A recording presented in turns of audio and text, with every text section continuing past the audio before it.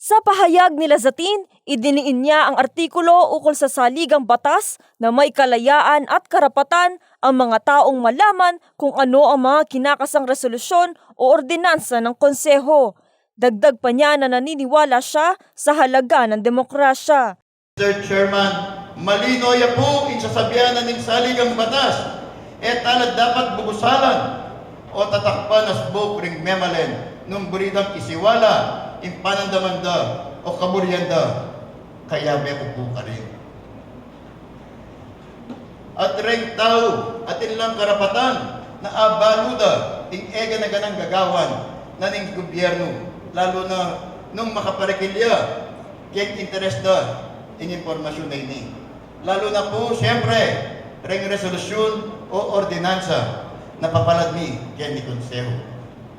Maaalalang sa isinagawang regular session noong Setyembre 13, pinangunahan ni Councilor Jesus J. Sangil ang muling pagsasalaysay at pag-aaproba ng ikinasang mga ordinansa ni Lazatin. Ito ay nagbunga ng Angeles City Physical Fitness and Sports Development Council at pagbibigay ng mga benepisyo sa mga pampublikong guro. Dito ay diniin ni Sangil sa mga dumalong konsehal, kabilang na sina Angeles City Councilors Jericho Aguas, Edgardo Pamintuan Jr., Alexander Injonco, Alfie Bonifacio, Dan Lacson, Joseph Ponce, Amos Rivera, Jay Flores at Lito Ganzon na sana hindi na pinaabot pa sa agenda kung ipagsasawalang bahala at kibo din pala nila ito at binasura na noon pang nasa committee ang pagpapasya. Matatandaang tinawag ni Councilor Edu Pamintuan Jr. na out of this world ang mga resolusyon at ordinansang ikinakasa sa konseho ni Lazatin at sinabihan pa itong study pa more.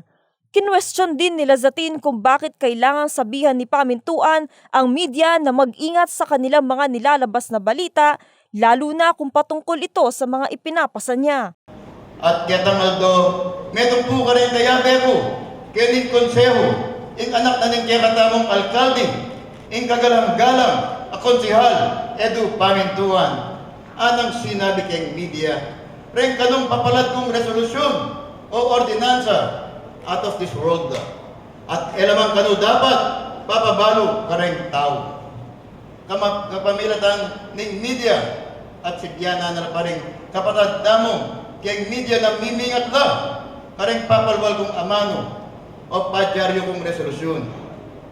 Idagdag pa kanini, sibyana na ako parugo na study pa more. Sinubukang kuhanin ng News 3 ang panig ni Pamintuan ukol sa isyong ito at anya sa susunod na linggo siya naman ang nakatakdang magpapahayag ng kanyang privilege speech sa konseho. Mula sa Angeles City, ito si Kiara Cunanan kasama si Zali Salak nag-uulat para sa News 3.